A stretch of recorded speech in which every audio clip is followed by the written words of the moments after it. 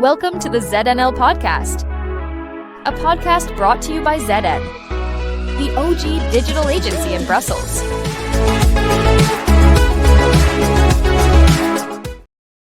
Hello and welcome to this episode of ZNL.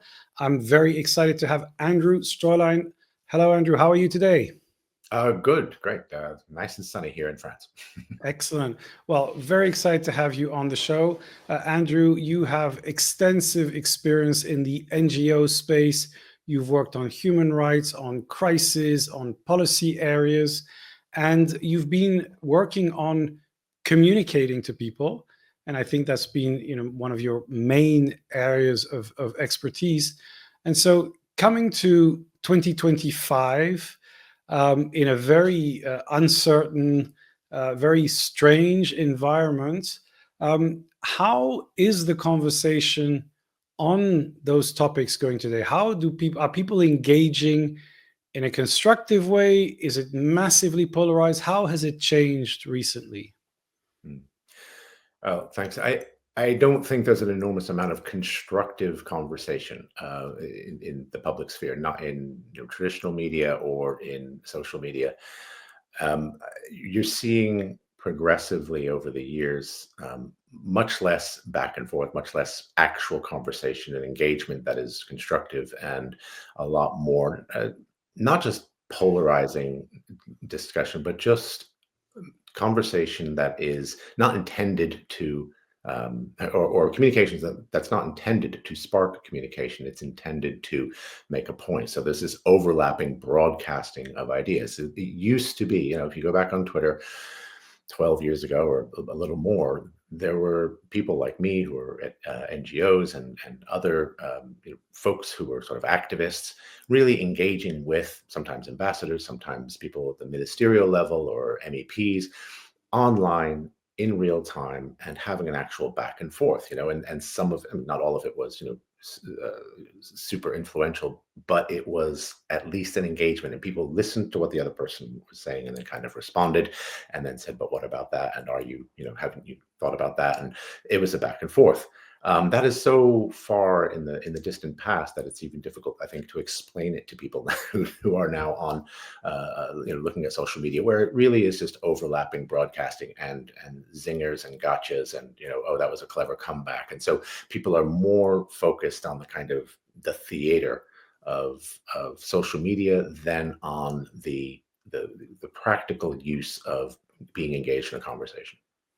Yeah, I'm wondering, do you think that might be because as social media became mainstream and, everyone rather than a smaller niche of people were on it, first of all becomes very impractical to have, conversations about everything. And then people just start seeing it in a different way and just say, look, I'm just going to put out my views out there, but maybe my conversations will be on WhatsApp or on DMs or whatever. So that's the first question. And the second question is, do you think that increased polarization, is that caused by social media, or is it a broader societal trend?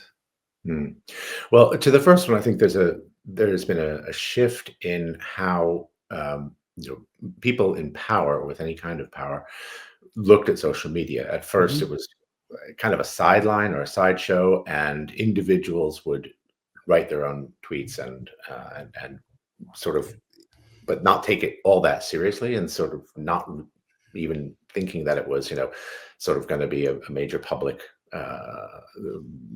issue if they said something a little bit edgy.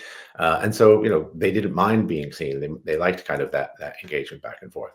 And then sometimes their communications teams took over their Twitter accounts, and everything became a lot more kind of staid and boring. And there are still some folks who sort of do it in the old way, but they don't engage with people anymore. They don't see it. They see it, as I say, it's a broadcasting kind of medium. So that's one issue.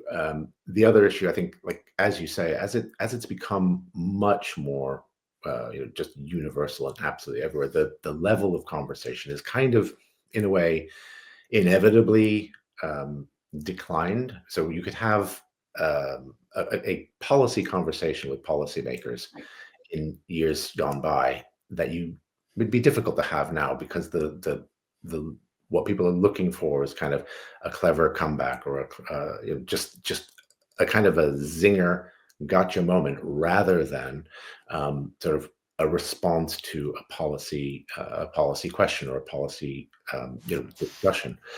Uh, that's just kind of inevitable when you have more and more people on the platform, right? Um, Mhm. I don't. I think it's regrettable. I mean, those conversations still exist, but they're just much more private now. I mean, there's still WhatsApp conversations out there Mhm. where we're talking to the same kinds of people, but it's just not public, right? And that's kind of a shame, because I don't think it elevates the level of public debate. I think it kind of denigrates it. Mhm. As for the polarization, I think that's, it is in a way a reflection of wider society, but it's really down to um, certain politicians deliberately driving polarization, because they use conflict as like a legitimizing force for their political existence, right? For their political power. So they need to have that kind of enemy. So they even create the enemy, build up the enemy, whether it's sort of sometimes it could be immigrants, migrants, refugees. It could be the other political party. It could be wokeism or something like that. And Mhm. so they deliberately try to build up this threat, and then say, well, hi, I'm the politician that's going to save you from this threat. And the bigger they make the threat, then the more important they make themselves.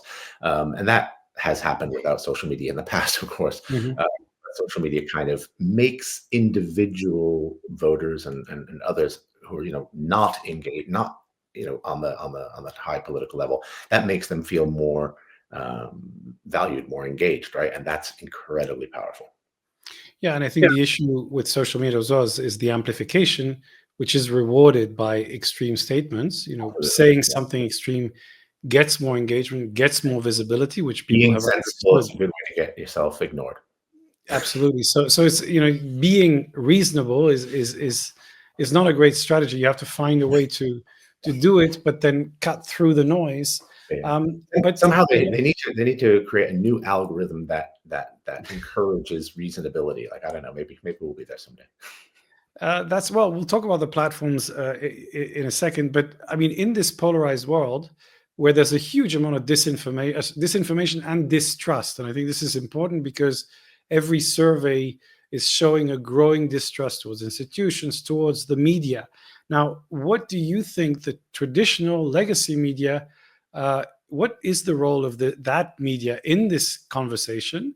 They used to be the kind of fact consensus area. Now, depending on where you stand, they can be part of the conspiracy or Right. whatever.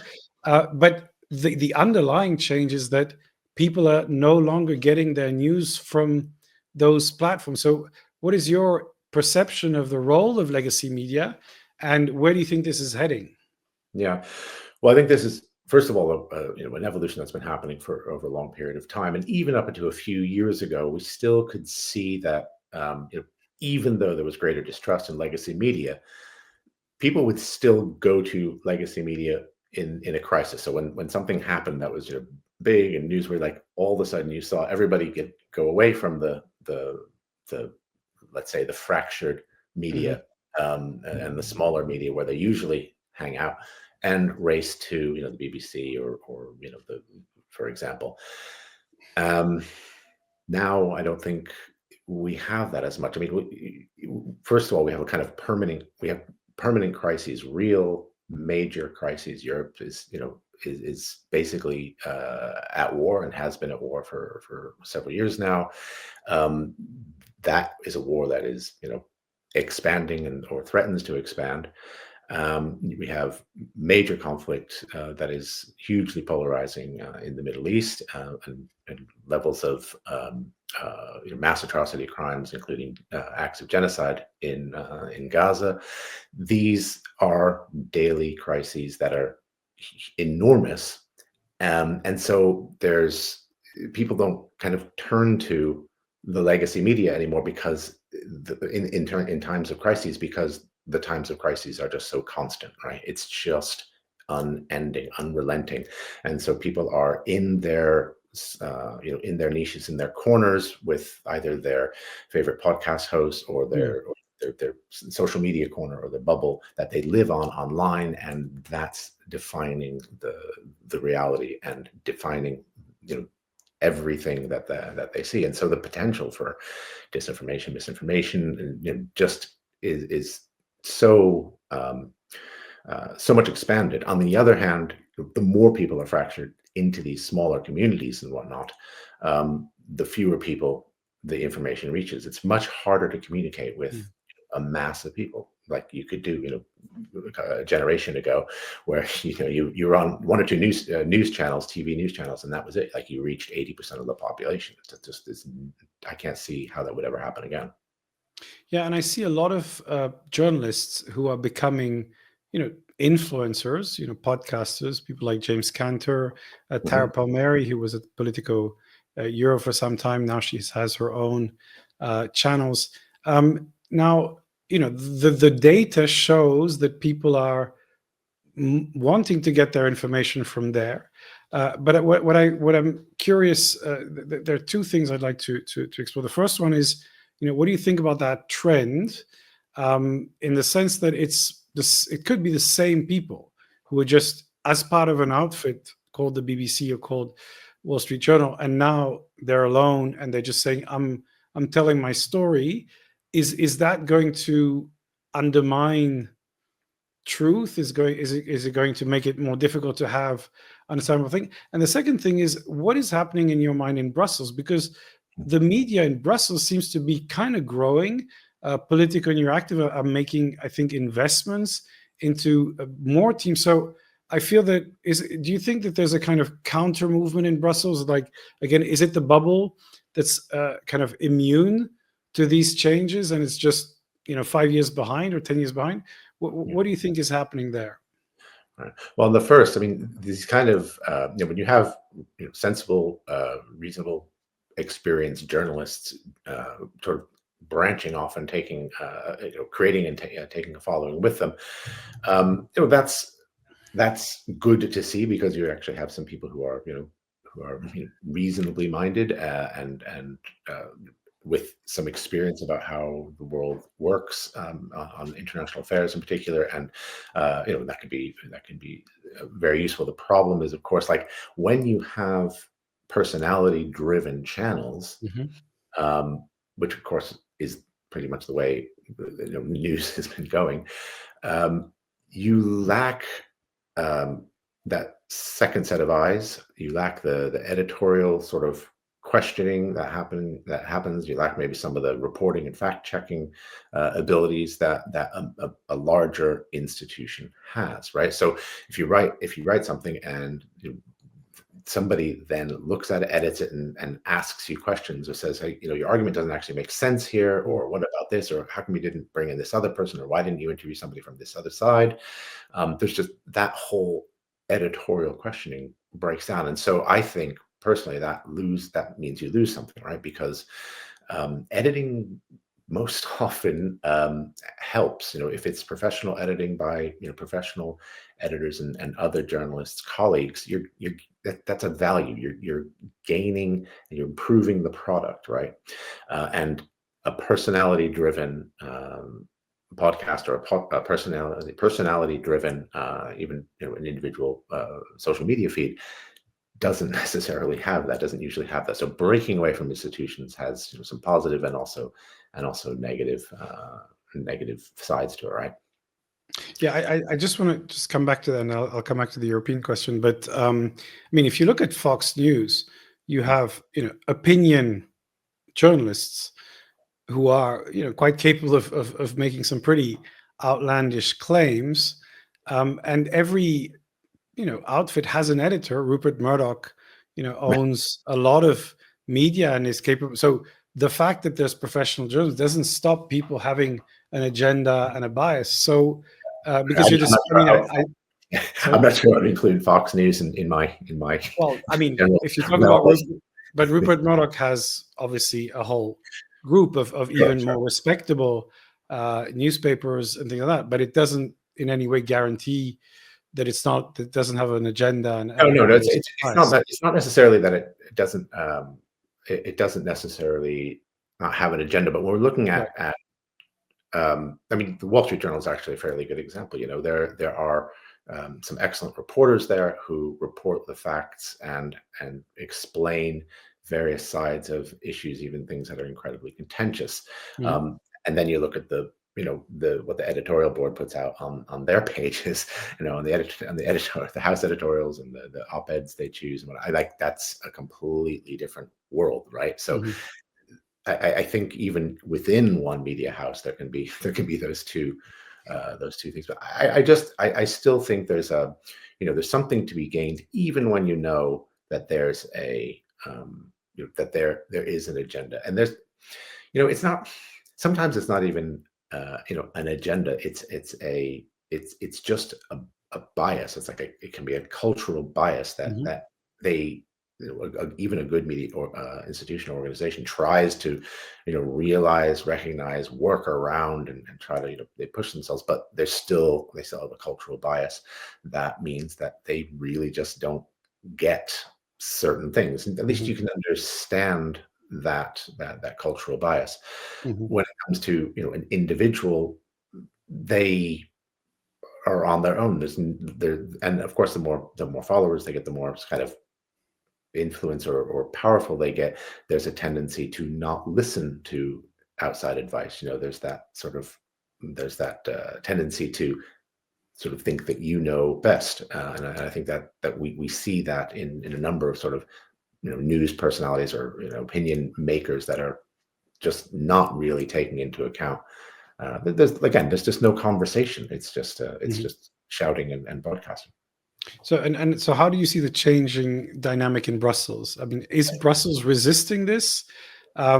Or because I mean, we've seen the White House invite influencers to briefings. We've seen Downing Street do the same thing. We haven't really seen the Commission doing that, and instead it feels like the traditional. But so first, journalists are Really, becoming more independent. yeah, So what do you feel about Brussels? that's a really interesting observation. Yeah, that um, is the Brussels bubble kind of slightly behind, or are they trying to kind Mm. of hold the line and try to be a Yeah. bit more traditional in the way they're looking at things? I mean, as for certain media outlets expanding their staff, I think that's great. It's always it's usually a good sign when that's happening. But these are strictly business decisions, I'm sure, where they're looking at it and saying, okay, well, if we add two more bodies, and can we pay for it with the kind of thing?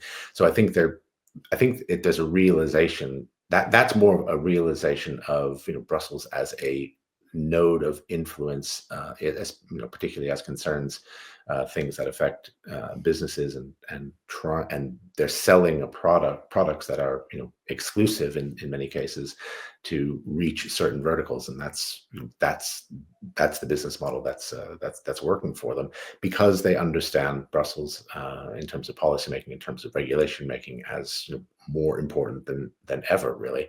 And also, like it or loathe it, the European Union and its institutions are at least some kind of stability and predictability a little Mhm. bit. I mean, they're much more predictable than what's happening in the US, for example, where nobody knows what the policy is going to be, from day one to day two.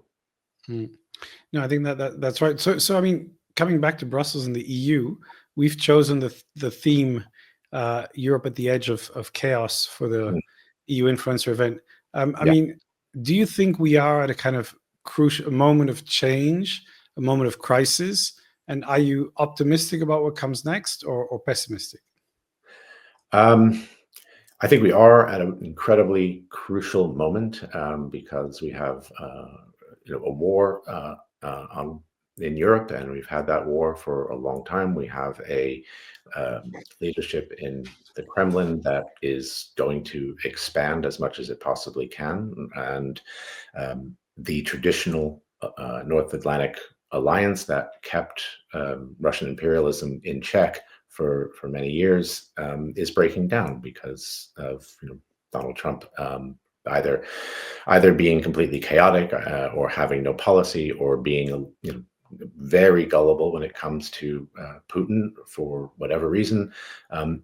We have somebody in the White House who is really so far out of his depth in terms of international affairs that he's see the Anchorage meeting with Putin. It's so beyond embarrassing that how unskilled he is in diplomacy, and how Putin just walked all over him.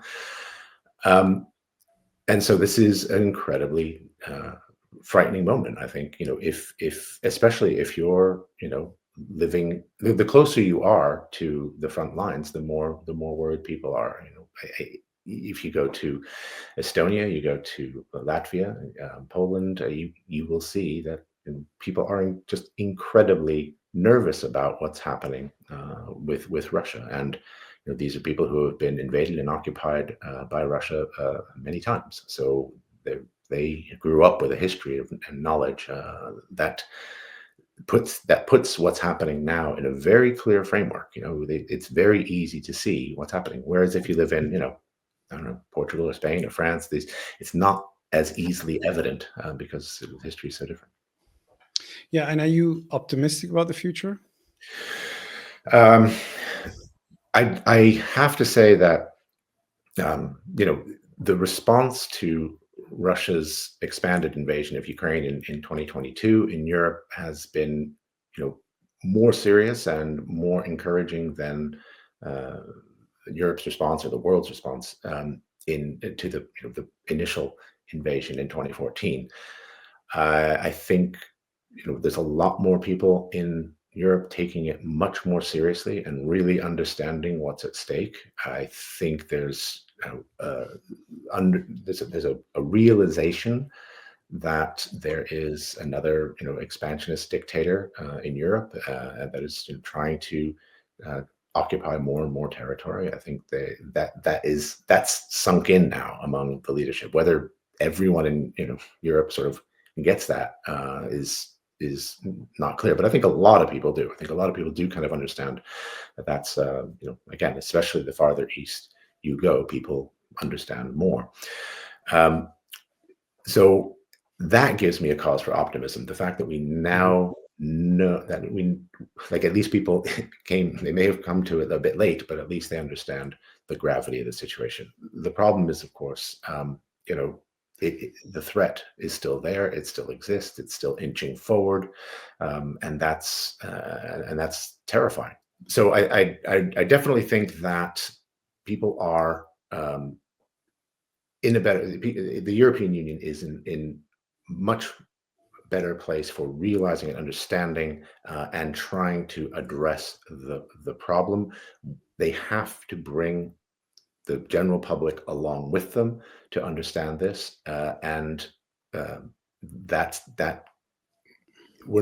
It's not, we're not in the complete breakdown of World War III just yet, and so as long as we're not there just yet, we can avoid it.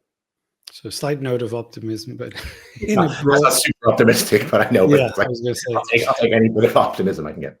Well, I just in general, you've been working for many years on topics that are very important. Things that you're pointing out to what you perceive as injustices and critical issues maybe that are not being discussed. Do you feel that as a communicator, are you able to make a difference? And do you actually see things where you say, well, we posted this, or we raised awareness, that we changed that? Or are you at some point thinking, we do a lot of work, but nobody's really listening, and things don't really change? I'm just curious, how do you see that? Yeah, I feel on some of the larger issues, it's extremely difficult for activists, NGOs, and external experts and think tanks and whatnot to make a difference on some of the biggest, most high-profile issues. There is still a potential, a proven potential to make a difference in, I wouldn't say smaller conflicts and crises, but I would say conflicts and crises that are less in the headlines. I think there's still a potential for getting attention for these things at the UN level, whether at the Security Council or at the Human Rights Council in Geneva, getting a new mission or inquiry into a crisis or a conflict. That's possible. Getting a special rapporteur to look into things but again, on these issues that are not. I mean, basically, it's not Israel-Palestine and not Russia's invasion of Ukraine. Like those are the two things that I think it's incredibly hard to move anyone on. And as has been seen over the last several years in both of these conflicts, like there's been a gradual change maybe in some of the policy, but it's really, really slow. Whereas in other places and other conflicts and crises, I think it's been a little bit easier for experts and activists to have that influence. Yeah, and I think that I'd like to ask you this because, as you said, the news cycle is dominated by those two conflicts. And I think a lot of people have views that are shaped and almost hardened, and they're not really going to change whatever they read. I mean, they just don't care. It's like, this is my view, and I don't believe anything I read, really. But on other topics, I think one of the questions is, is it about bringing attention to things that people just don't know about? They have no idea that in some small country there's a major problem, and that maybe just putting attention on it is actually already transformational. Yeah, but it does depend on what kind of attention. I mean, we have to be realistic as activists and think tankers and whatnot. How much sort of wider public attention you can get in, say, I don't know, North America or Western Europe, to a crisis in some other country, because the news media is filled with other things, and trying to get front page attention to something is very difficult. Trying to get ministerial level attention is equally difficult because, again, like I used to work with the former foreign minister of Australia, and he made it very clear that a foreign ministry can basically deal with like 2 crises, maybe 3 at a time, and then anything else is sort of kicked down the hall, and sort of there are experts who will look at it and deal with it and whatnot, but it's never going to be kind of that top level priority. So now in the kind of multi-crisis sort of world that we've been in, particularly the last 2 years, it's been really difficult to get any general attention. But getting general attention is not necessarily the point or useful, right? You want to get the attention of policymakers. Now, sometimes you can do that by generating some media stories and attention and say, oh, well, this is, somebody thinks this is important in an op-ed that, an influential NGO has published or some expert has published. But a lot of that just happens more on the sidelines. It happens in private meetings. It happens in WhatsApp groups. So I think a lot of that discussion is really just offline, right? Or just it's not public. And the realization that we're not going to get mass attention to this particular crisis, but also that doesn't necessarily matter, because we can get work done on that, and we can get things accomplished on that without worrying about that.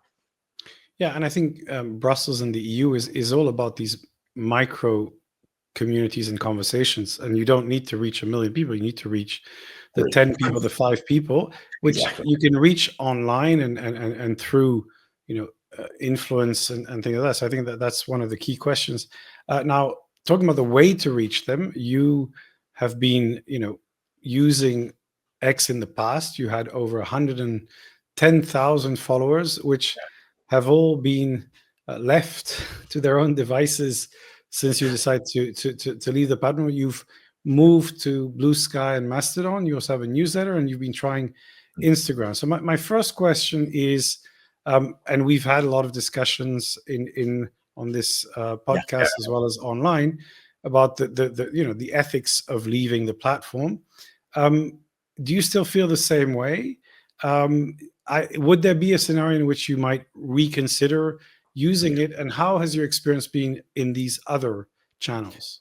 Yeah. So at one point when I left X, it had 130,000 followers, and people thought I was kind of crazy to give up 130,000 followers. But 2 things. I mean, first of all, when the owner of the thing is doing Nazi-style salutes and really ruining lives en masse, it's very difficult to stick with the platform.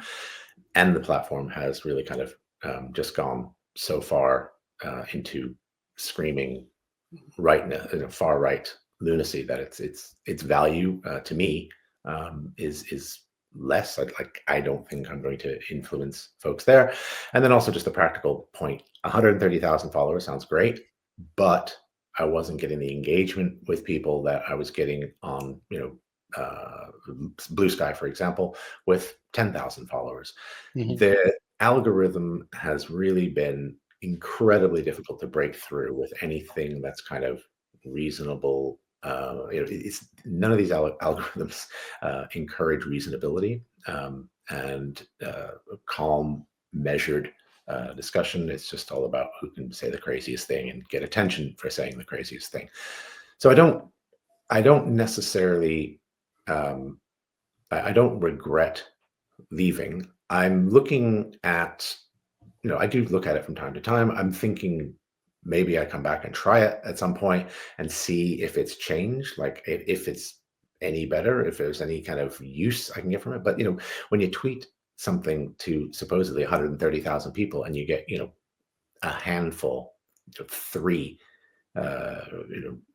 reposts, it's very like what are you actually giving up? You're not giving up 130,000 followers. You're giving up this very small number of engagement. It's a very small amount of engagement. So I have been spending a lot more time on Blue Sky, on Mastodon. Blue Sky, I think, is very good for reaching journalists. I've had a lot of good, even old-fashioned style conversations with journalists in public on Blue Sky, and also it's been a real springboard, jumping off point for having a conversation that moves to DM with journalists. That's been very useful and influential in terms of helping journalists shape stories sometimes. So that's been very good. In terms of Mastodon, I get huge amounts, not huge, but very significant amounts of engagement, but I don't necessarily know who those people are. So it's not necessarily sort of I'm engaging influencers. Maybe I am, maybe I'm not. It's hard to tell on that platform, and it seems sometimes a little bit outside of the mainstream to some extent, which is not helpful, obviously, if you're thinking about influence. I think LinkedIn has been really really come into its own recently, and it's very useful in the EU context specifically. But a lot of the conversation there is a little bit more stilted. People are it's almost like the anti X or whatever, because it's on X, people will say anything to get attention, and on LinkedIn, people are a little bit worried about getting attention because it's so kind of connected to their career and the way they're trying to build their career, and they don't want to get attention for the wrong reason, right? So the conversations can be a little bit dry sometimes, but it's still you still see some conversation with what I would call influential people, and I think that's beneficial. Yeah, so I see. I mean, you have basically 12,000 followers on both Mastodon and Blue Skies. It's quite interesting. And are you kind of dividing your attention more or less equally between both, or because what I've heard is a lot of people struggling with Mastodon because a bit of the complexity and different things, and they feel like Blue Sky, it's just like Twitter used to be, and then it's got a different crowd. So what's your feeling between the two, and what would you tell people? I mean, for me, a person who's often trying to engage, journalists on an international level, covering international affairs. I mean, Blue Sky wins hands down for that. I think it's really, it's been really useful for that. Mastodon is great for engagement, great for having conversations, and great for challenging your ideas. And there's back and forth. But again, I don't necessarily know who I'm talking to there, and it's very, very few journalists, very few people that I'm engaged with there are folks that I recognize. So if I had to sort of choose between the two and just go for one, I would go for Blue Sky in terms of influence and reach, and then inside the kind of policymaker, activist, think tank person, that kind of mix, I think LinkedIn does very well. Okay. And Instagram, I know you tried Yeah. posting your videos. How did Yeah. that go? Is that Well, some were great. So we basically did a newsletter on human rights, and then we would make a video out of that. The videos sometimes did amazingly well Mhm. when it was on a subject that was a big topic. So if it was Israel Palestine, if it was Russia's invasion of Ukraine, we tended to get tens of thousands of views on those, whether not necessarily when I published them, but when when they were published by Human Rights Watch or others, and they did very well. When it was on a conflict that's less well known or a situation that's less well known, it would be hundreds of views. So much less. I mean, there are just these mega crises right now that are kind of sucking up all the oxygen, and they have been Yeah. doing so for years now. Yeah, I'm curious because you said earlier that on some of these big topics, it's the most difficult to get people to move or to make an impact, Yeah. and yet they get the most traction. Oh yeah, yeah. So how do you deal with the temptation to say, if Oh, I want to so get my there's clicks, I yeah. need to just say But something about Gaza, and but it's not going to change anyone's mind on anything. no. I mean, it is. Yeah, it is a bit of a paradox that the things that get the most attention are the things that you can influence the least, right? Hmm.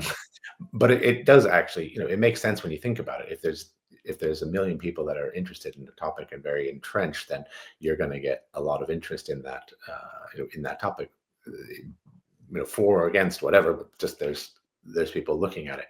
That's kind of it's kind of the whole outrage economics, the economics of outrage generally, right? When you just have everyone responding to something that's said that's outrageous by a politician or whatever, and they're responding to it whether they agree with it or absolutely cannot believe and hate the very thing that it said, they're still drawing attention to it, right?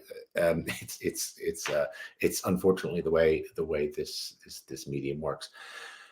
When it comes to these biggest issues, though, like I I there I think there's a long you have to think longer term, right? So we're looking at, like, there have been changes in policy on on Israel Palestine, on Israel's attack on Gaza over the course of 2 years. We are seeing slow movement among even governments that we wouldn't have guessed would move very much. We're seeing some, but it is so painfully slow, especially for the people who are suffering in Gaza, right? So it's just not been fast enough for the victims. So things do change, but it's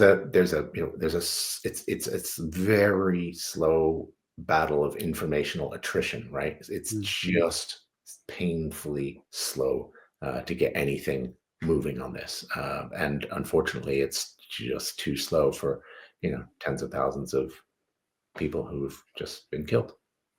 Yeah, and I think the decisions are being made on the basis of specific meetings, specific events that, I don't think it's a massive game of influence. I think there's a kind of geopolitical issue, and that's the one that will decide whether there's a ceasefire, whether there's a No, some kind of settlement or things like that. But you mentioned these polarizing issues.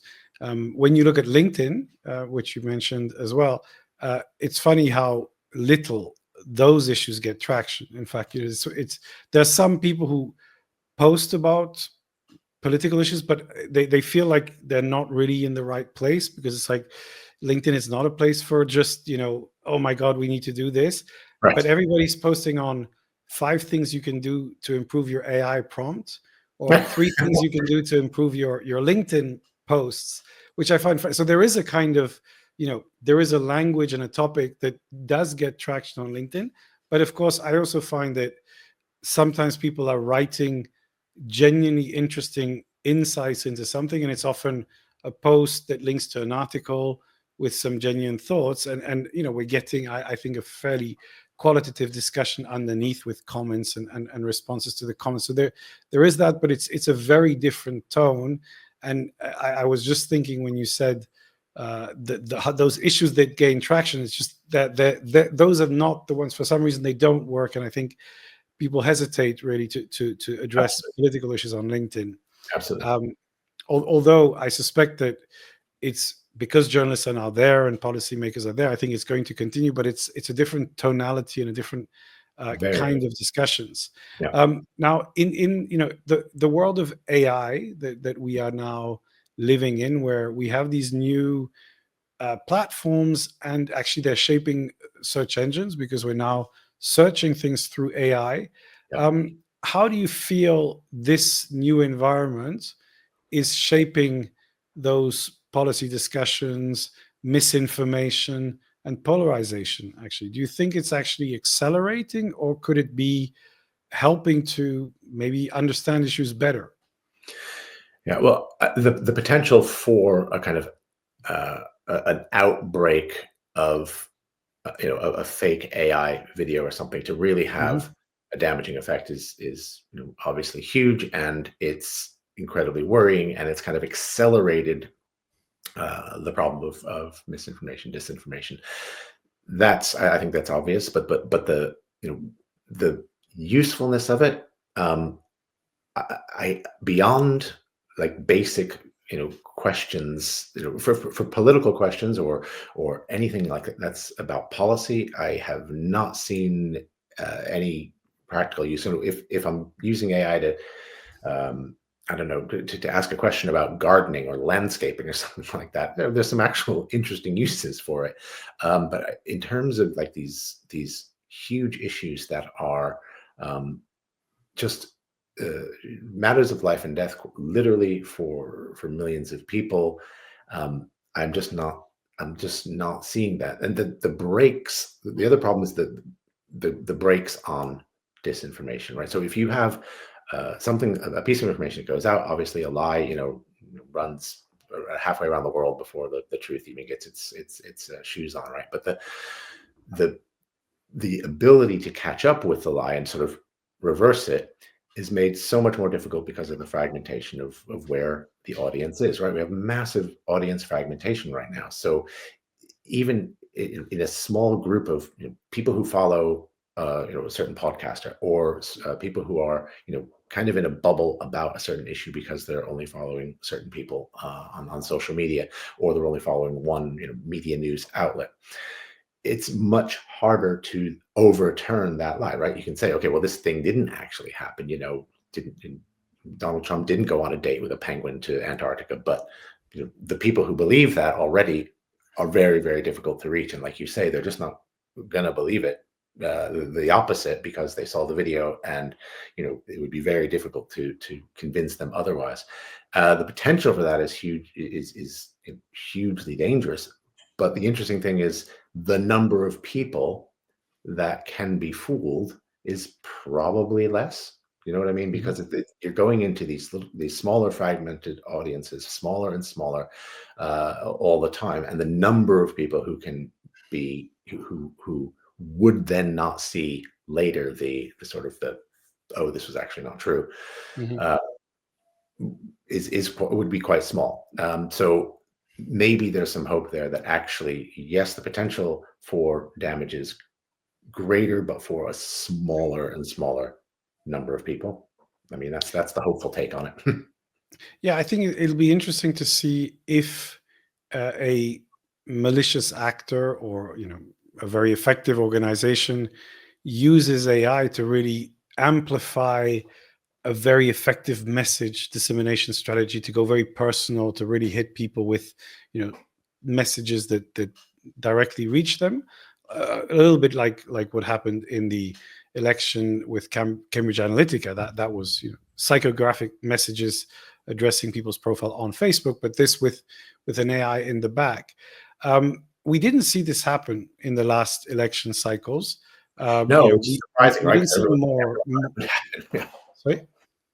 No, sorry, it's quite. It was surprising because everyone like was predicting that, and then I would have thought it would happen too, but no. Yeah, and I think that there are probably two things. The first one is that we've kind of grown skeptical, I think. And so, no, we don't believe that the Pope has gone skiing, and that, Donald Trump has a resort in whatever he's doing. So I think people are now filtering things and saying the chances are it's not true. So I think we will dismiss things much faster. I find still that AI is a very useful tool individually to fact check things. So when you see a piece of news, say, can you take that story and fact check it and give me the source, and if it's, if it's been identified as a hoax. Again, this can be very practical for trivial things. Maybe it's more complicated for bigger issues. And I think, but it can be helpful. And the other thing is that this is the story that so Grok, the AI that Elon Musk does, still doesn't seem to comply with his ideology.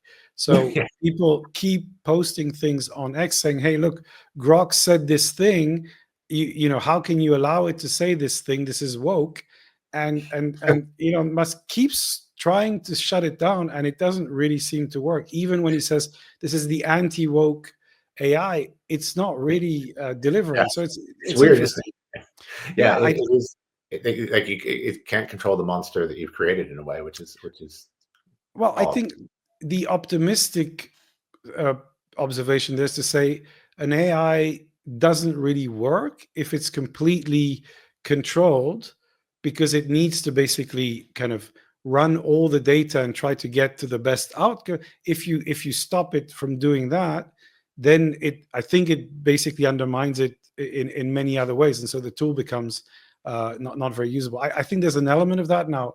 I'm sure they will figure out how to make it say what you want it to say.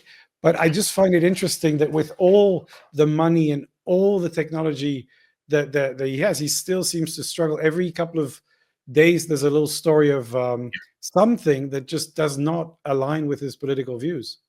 Yeah, no, that's a really good point. Yeah, so again, small reasons for some hope there, but yeah, indeed, in some time they'll figure out how to fence. I guess it's for them. It's a matter of fencing off the knowledge base and the data that they don't want to.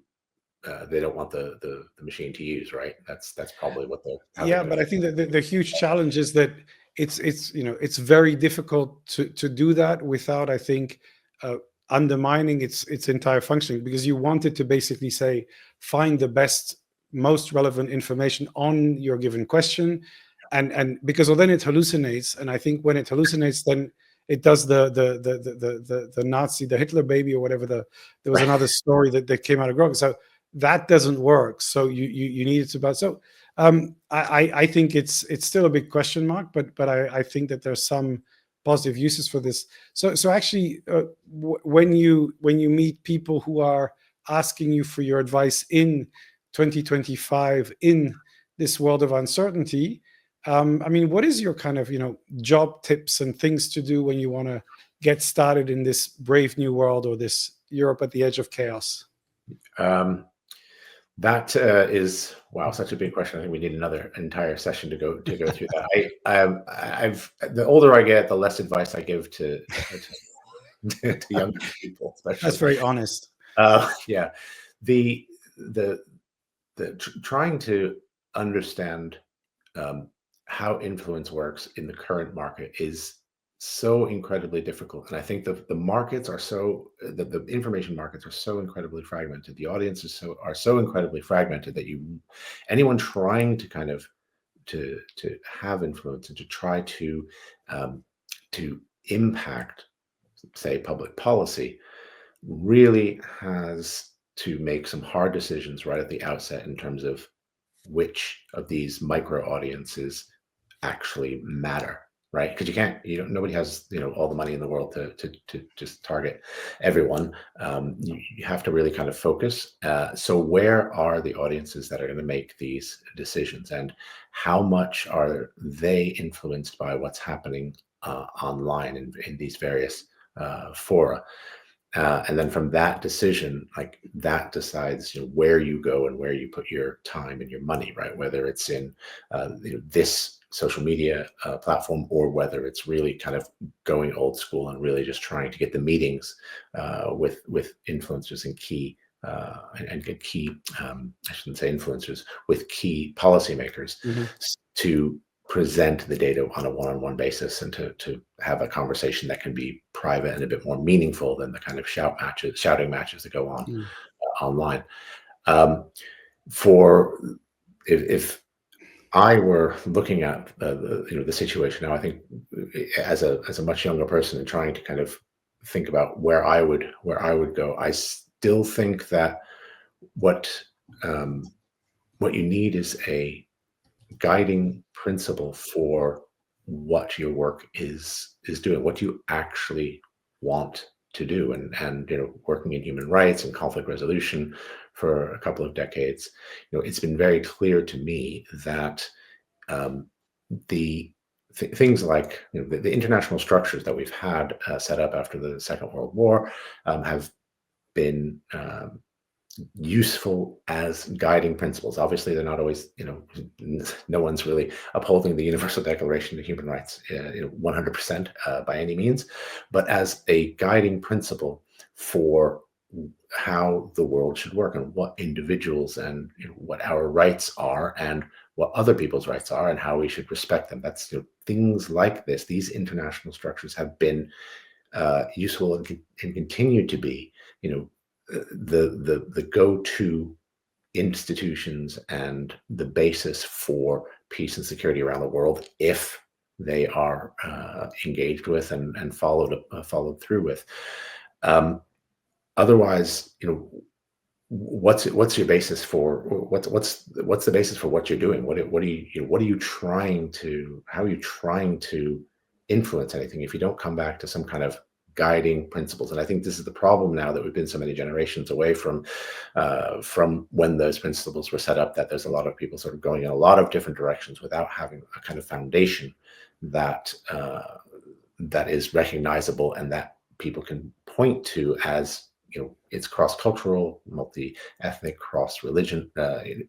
These are principles that can work for international affairs on so many levels.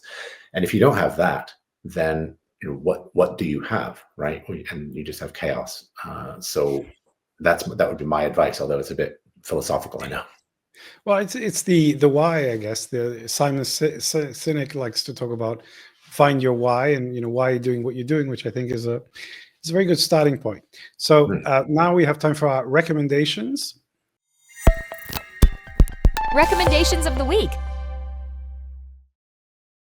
There you go.